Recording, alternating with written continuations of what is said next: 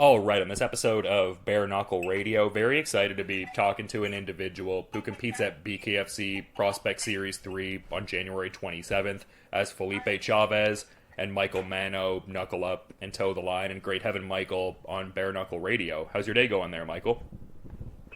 Oh, good, man. Just wrapping everything up at work and ready to hit the gym afterward. Yeah, for sure. And it seems like you're in a good place heading into this fight in a lot of regards. Just seems like you got a bit of experience under your belt now. Like you've had a couple fights and, BKFC now. How does the, mindset and general, proficiency, the skill set you have in BKFC, how is it different heading into this next fight as compared to when you began your journey and everything like that when you made your debut at BKFC 36? I think basically that I qualify a little bit better in bare knuckle, especially after my last fight against Marcus Edwards in September. Just getting to understand more of the basically the logistics of the boxing without any gloves, the bare knuckles. I feel like I'm going to have the better, basically, aggressiveness and tenacity that, what it takes to be, fighting in bare knuckle, going against this guy in, let's see, what is it, New Mexico, in Albuquerque.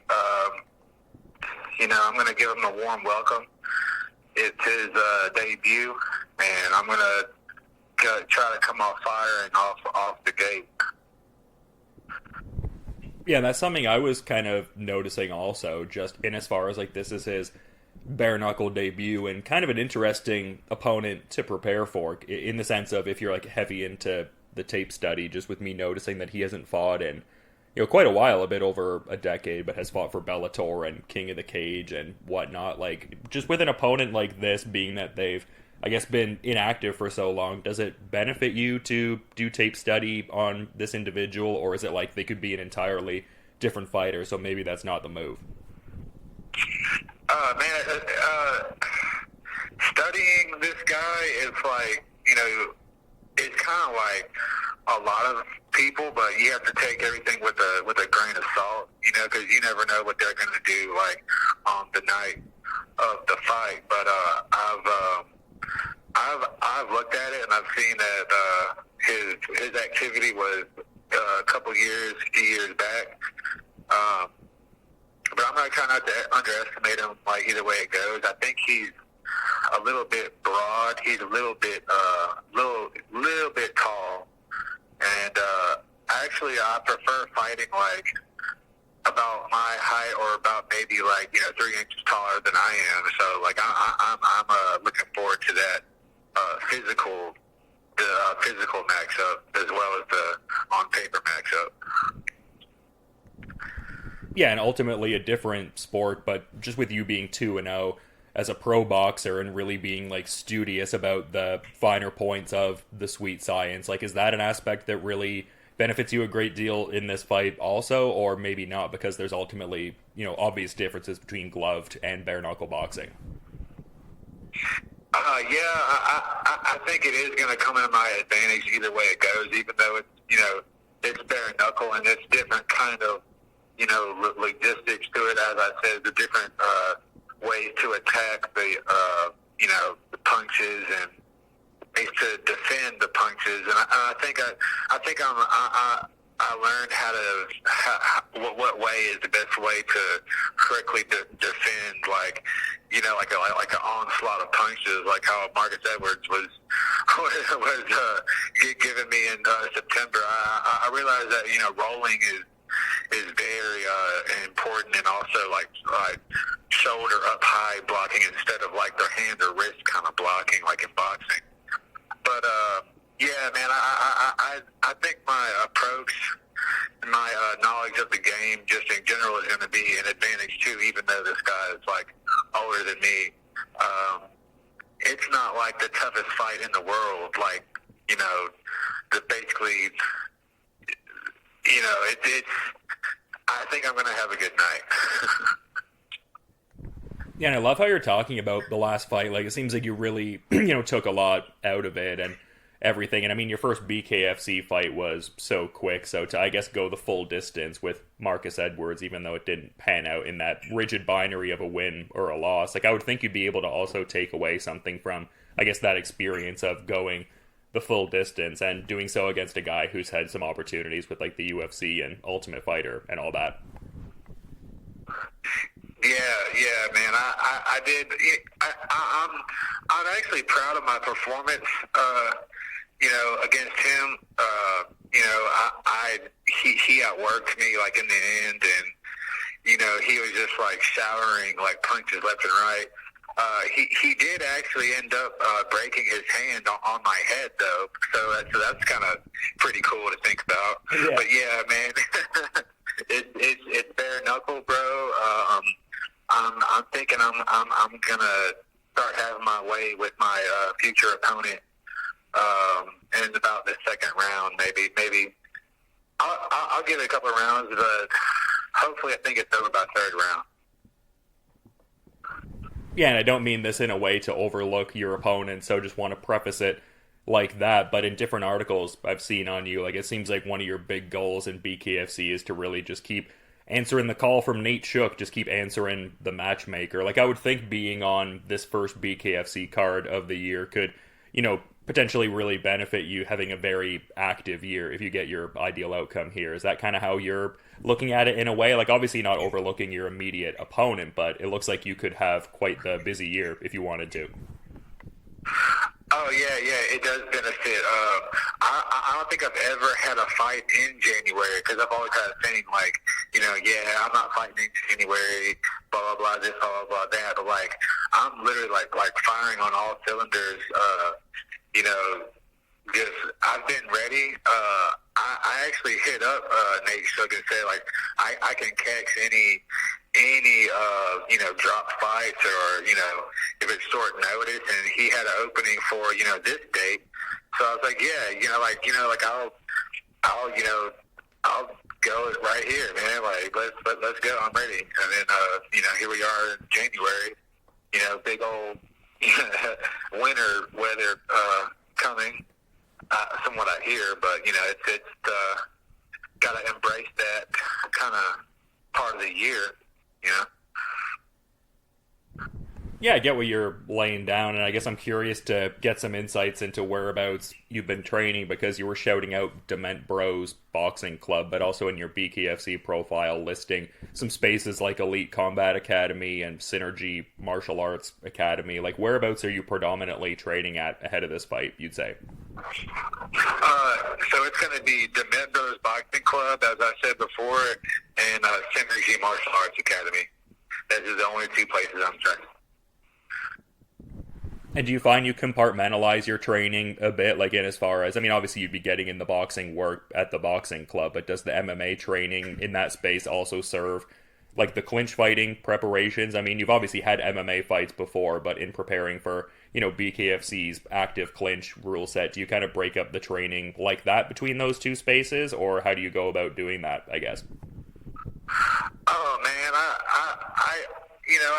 I try to be a student of any kind of,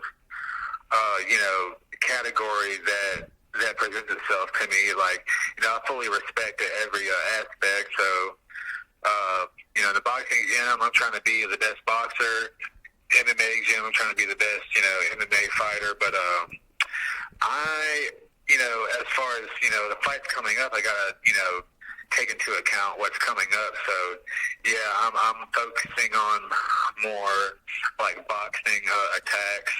When I'm at Synergy, we have bags over there too, and we got like jiu-jitsu and stuff. So I'm working a lot of stuff and just getting the work in, like cardiovascularly, and getting the endurance that you need to build up before a fight. So you doing that, headed to the boxing gym, headed over there, back and forth multiple times a day.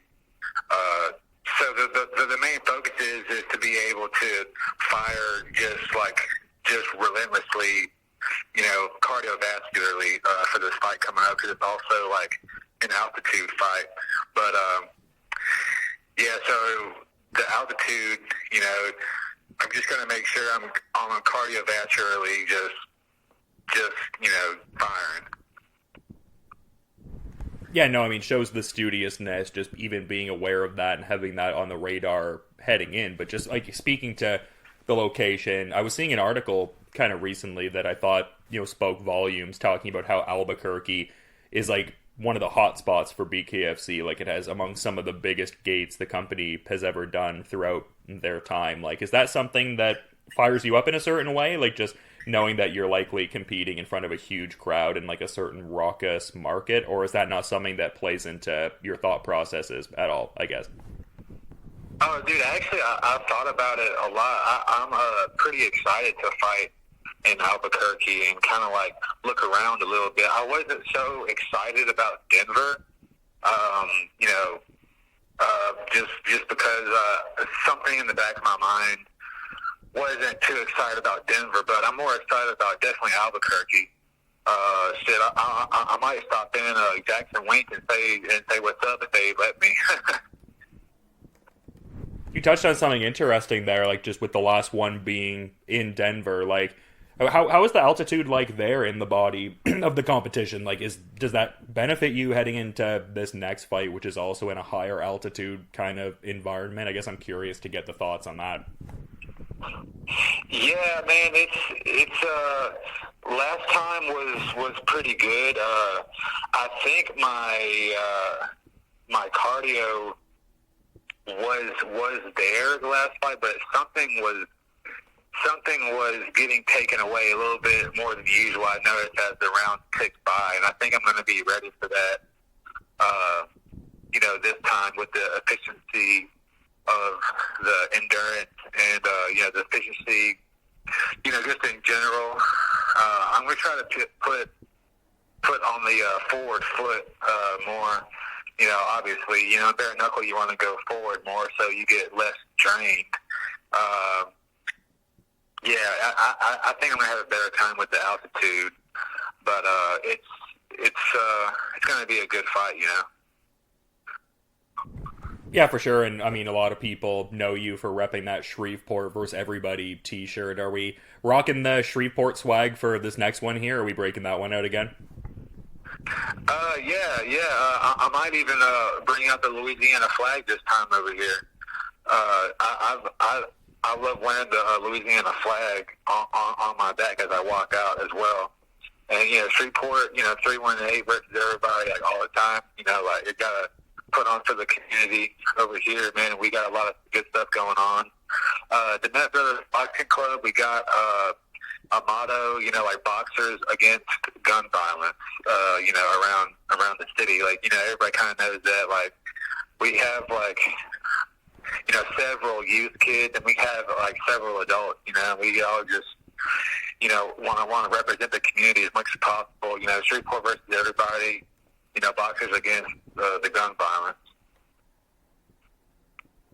Well, it's a great cause, man, and it just puts people in a great situation where they're getting their energy out in a productive way as opposed to doing something like that, which is obviously the exact opposite of productive, just very damaging. So, yeah, good to hear you're doing your part to kind of eliminate that and stuff like that. It seems like a great effort. Yeah, man, Coach Jake DeMint and Bill Smith, and you know, Tim DeMint, my coach's dad. We're all, you know, like more or less guiding these kids as they come in the gym.